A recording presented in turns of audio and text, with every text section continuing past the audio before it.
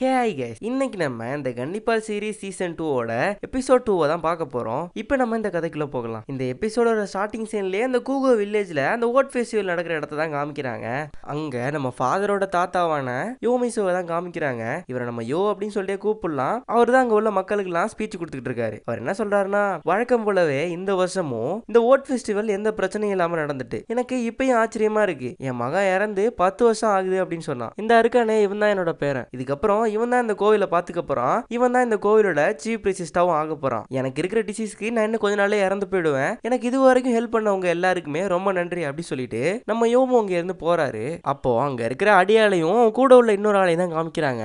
அந்த அடியாளு பக்கத்துல உள்ளவன்ட்ட கியோசுக்கு எங்க, அவனை நீ பாத்தியா, அவன் எங்க போயிருக்கான் அப்படின்னு அந்த ஆள்கிட்ட கேக்குறாரு. அதுக்கு இருந்தாலும் அவன் எங்கேயாச்சும் இங்கதான் இருப்பான் அப்படின்னு சொல்லிட்டு அவங்க ரெண்டு பேரும் கேஷுவலா பேசிக்கிறாங்க. அப்படியே நம்ம ஃபாதர் அந்த ஃபெஸ்டிவல் நடத்துறதுக்கான அந்த மந்திரத்தை எல்லாம் படிச்சு சொல்லிட்டு இருக்காரு. அப்படியே கட் பண்ணி நம்ம கியோசுக்கியை தான் காமிக்கிறாங்க.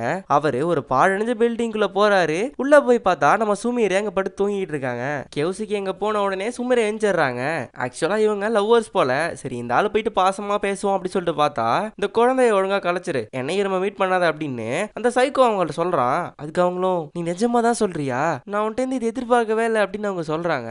அதுக்கு அந்த கியோசுக்கிய கொஞ்சம் கூட இறக்கமே இல்லாம, இப்ப நீ இந்த குழந்தைய கலைக்கிறியா இல்ல நான் இங்கே இந்த குழந்தைய கொல்லட்டுமா அப்படின்னு அவனோட ரைஃபிள் எடுத்து அந்த சுமீரை வயித்துல வைக்கிறான். அதுக்கு அந்த பொண்ணும் கொஞ்சம் கூட பயப்படாம, உனக்கு இதை பண்ணாதான் சந்தோஷம் அப்படின்னா கண்டிப்பா நீ பண்ணு, நான் எதிர்த்து நிக்க மாட்டேன் அப்படின்னு அவங்க சொல்லிட்டு, இங்க பாரு கியோசுகே, எனக்கு இந்த குழந்தைய பெத்துக்கணும், நீ வா இந்த ஊரை விட்டு நம்ம போயிடலாம், நீ நான் நம்ம குழந்தை 3 பேரும் எங்கேயாவது போய் சந்தோஷமா இருக்கலாம் அப்படின்னு நம்ம சுமீரை அந்த கியோசுகிட்ட சொல்றாங்க.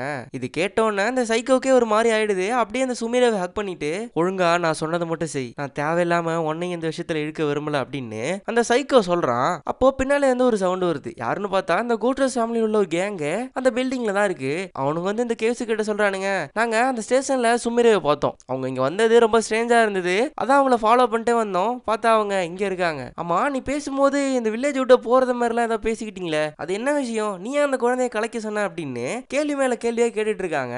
அப்படியே கட் பண்ணி நம்ம சுமீராவையும் கியோசிக்காவையும் அந்த கோட்டஸோட வீட்டுல தான் காமிக்கிறாங்க. இவங்க 2 பேரையும் அந்த பழைய வீட்லயே வீடியோ எடுத்து வச்சிருப்பாங்க. அந்த வீடியோவை அந்த அடியாள்கிட்ட காமிச்சிட்டு இருக்காங்க. அதுக்கு அந்த அடியாள் கேட்கிறான், நீ அந்த குழந்தைய அவாய்ட் பண்ண சொல்றது எனக்கு ரொம்ப ஸ்ட்ரேஞ்சா தெரியுது, நீ எதுக்காக அப்படி சொன்ன, நீ அந்த குழந்தைய அவாய்ட் பண்ண சொன்னதுக்கான ரீசன் என்ன அப்படின்னு அந்த அடியாளு நம்ம சைக்கோட்ட கேட்கிறான். அதுக்கு நம்ம கியோசிக்கவும், நான் நம்ம குளோட்டோஸோட பிளட் லைன் வேற ஒருத்தவங்களோட சேரக்கூடாதுன்னு நினைச்சேன், அதுவும் இல்லாம கனோ ஆஃபீஸருக்கும் நம்ம குளோட்டோஸ் ஃபேமிலிக்கும் ஒன்றும் நல்ல விதமா ஹிஸ்டரி எல்லாம் இல்ல, சோ இதுதான் என்னோட ரீசன், வேற எதுவும் காரணம் இல்லை அப்படின்னு அந்த சைக்கோ சொல்லிட்டு, அப்ப நான் கொஞ்சம் குழப்பத்துல இருந்தேன், ஆனா இப்ப நான் முடிவு பண்ணிட்டேன், நான் சுமீரவை கல்யாணம் பண்ணிக்கலாம் அப்படின்னு. இது கேட்ட உடனே அங்க உள்ள எல்லாருமே சேர் பண்றாங்க. எல்லாருக்குமே கொஞ்சம் சந்தோஷமாவே இருக்கு. இப்படி இவங்க இதை பத்தி பேசிக்கிட்டு இருக்க ஒரு சின்ன பையன் நிறைய போலீஸ் ஆபீசர் நம்ம வீட்டு நோக்கி வந்துட்டு இருக்காங்க அப்படி சொல்லிட்டு இந்த கேங்கிட்ட சொல்றான். உடனே நம்ம சைக்கோவும் வெளில வந்து பாக்குறாங்க. பார்த்தா அந்த கோட்டோஸ் ஃபேமிலி வீட்டுக்கு ஒரு போலீஸ் ஸ்குவாடே வந்திருக்கு. இந்த ஸ்குவாடோட பேரு ஸ்வாட் டீம். இந்த கோட்டோஸ் ஃபேமிலி யாருக்குமே இவங்க எதுக்காக வந்திருக்காங்க அப்படின்னு சொல்லிட்டு தெரியல.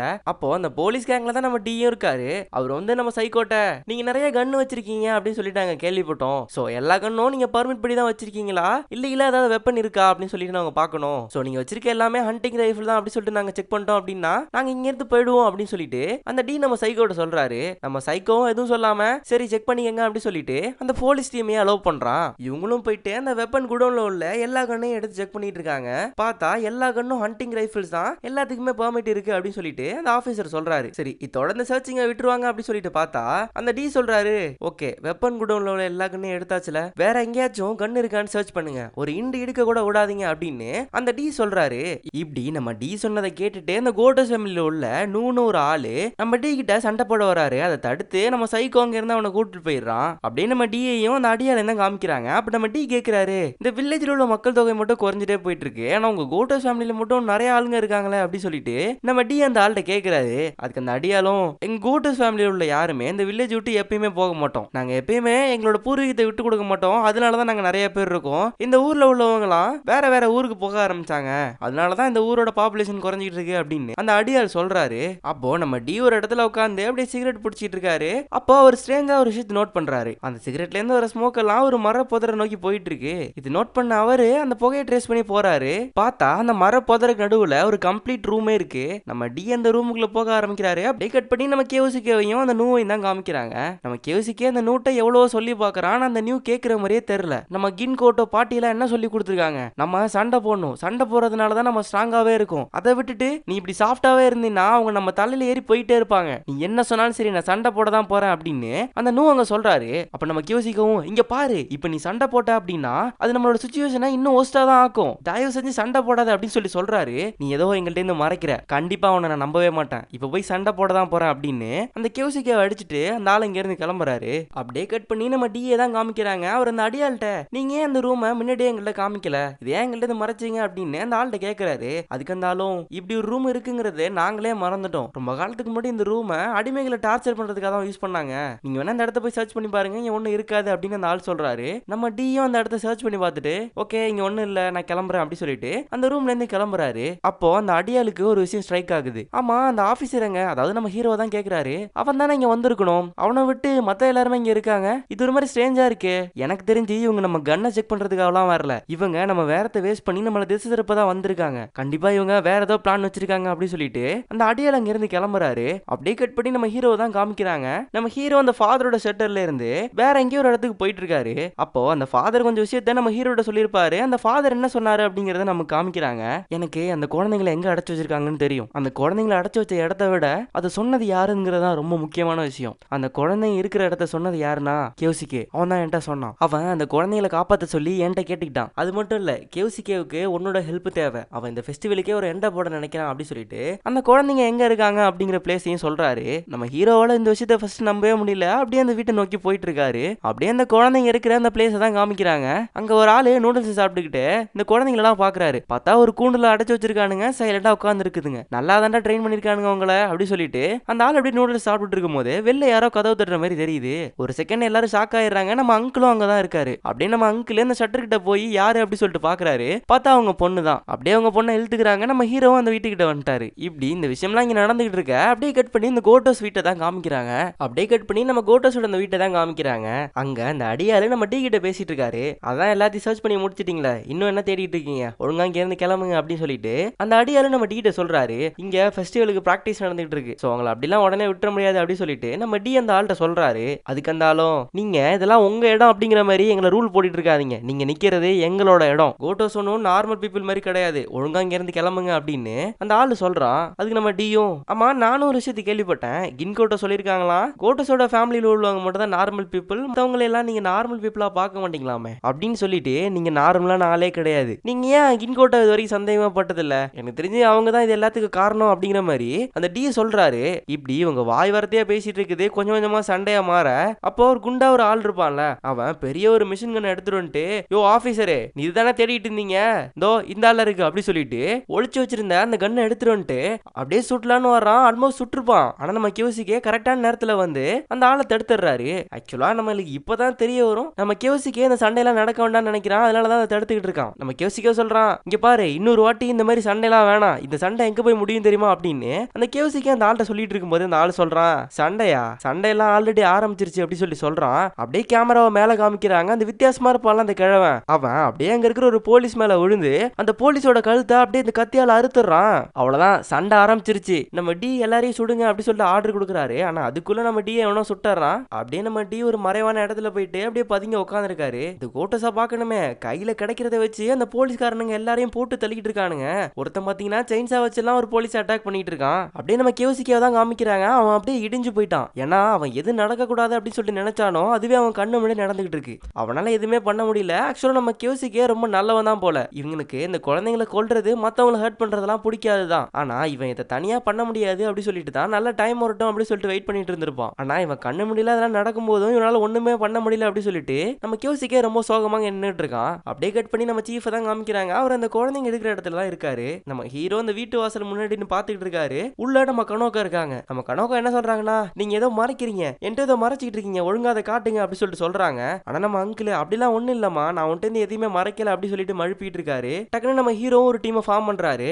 எல்லாரும் இந்த வீட்டை சுத்தி வளைங்க, அட் டைம்ல நம்ம உள்ள போயிடலாம் அப்படி சொல்லிட்டு நம்ம ஹீரோ ஒரு பிளான போட்டு எல்லா கதவுக்கு பின்னாடியுமே ஆள் அனுப்பிடுறாரு. அப்படியே கதவு ஓபன் பண்ணி உள்ள போயிடுறாரு. இங்க அப்படியே கட் பண்ணி நம்ம கோட்டோஸோட வீட்டை தான் காமிக்கிறாங்க. அவனுங்களா அப்படியே காட்டுத்தனமா அடிச்சுக்கிட்டு இருக்கானுங்க. இதுல அங்க கூட உள்ள ஆளெல்லாம் எக்ஸ்ட்ரா கண்ணெல்லாம் எடுத்து வந்து கொடுக்குறானுங்க. இவனுங்களுக்கு இன்னுமே வசதியா போயிடுது. ஏன்னா இவனுங்க ரொம்ப ஹைட்ல நின்று ஃபைட் பண்ணிட்டு இருக்கானுங்க. நம்ம போலீஸ் எல்லாம் இருக்கிறது ரொம்ப கம்மியான ஹைட்ல தான். அப்படியே கட் பண்ணி நம்ம டீ ஒளிஞ்சிட்டு இருக்க அந்த இடத்த தான் காமிக்கிறாங்க.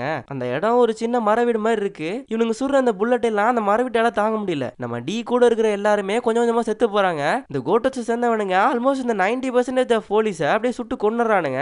இதுல இந்த கட்டையா இருப்பான்லாம் ஒரு ஆளு, அவன் பெட்ரோல் பம்ப்லாம் எடுத்துட்டு வந்து கொளுத்தி வீசிக்கிட்டு இருக்கான். அவ்வளவுதான், இன்னும் கொஞ்ச நேரத்துல அங்க உள்ள எல்லா போலீஸையும் கொண்டுருவானுங்க. இவனுக்கு பண்ற இந்த விஷயத்தோட விளைவு தெரியாம பண்ணிட்டு இருக்கானுங்க. நமக்கே ஒரு மாதிரி இருக்கும், என்னடா ஒரு ஸ்வாட் டீமே அசால்ட்டா போட்டு தள்ளிட்டீங்களே, இது கவர்மெண்ட்டுக்கு தெரிஞ்சா என்ன ஆகும், உங்க குடும்பத்துல ஒருத்தனுங்க கூட மிஞ்ச மாட்டானுங்களே அப்படி சொல்லிட்டு நமக்கே ஃபீல் ஆகுது. அப்படியே கட் பண்ணி நம்ம கியோசிக்கோ தான் காமிக்கிறாங்க.